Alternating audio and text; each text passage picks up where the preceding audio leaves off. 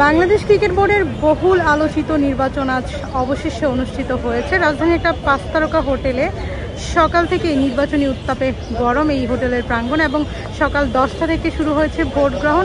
আপনারা জানেন যে এই নির্বাচনকে কেন্দ্র করে তুমুল উত্তাপ ছিল দেশের ক্রীড়াঙ্গন, অর্থাৎ মাঠের খেলার চেয়ে নির্বাচনী খেলা নিয়ে আসলে উত্তেজনা ছিল বেশি। শেষ পর্যন্ত নির্বাচন গড়াবে কিনা সেটা নিয়েও ছিল প্রশ্ন, কারণ দেশের 48টি ক্লাব প্রশ্ন তুলেছে নির্বাচন নিয়ে এবং তারা ক্রিকেট বর্জনের হুঁশিয়ারি দিয়েছেন। একে একে সব ম্যাক্সিমাম পদপ্রার্থী হচ্ছে তাদের মনোনয়নপত্র প্রত্যাহার করেছে। সব মিলিয়ে নির্বাচনের মাঠ ছিল গরম।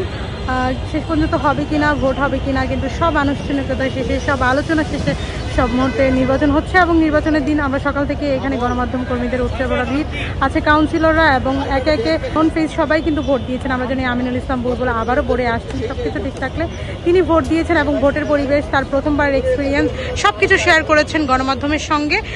সেই এক্সপিরিয়েন্স ছিল দারুণ।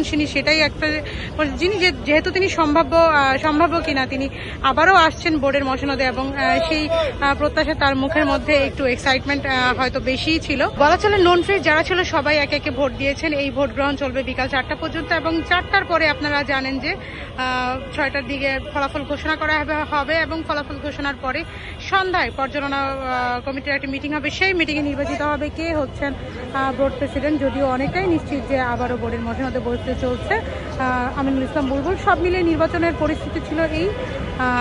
পরবর্তী আপডেট জানতে দেশকাল নিউজের সঙ্গেই থাকুন। হিমু আক্তার, সোনারগাঁ হোটেল থেকে।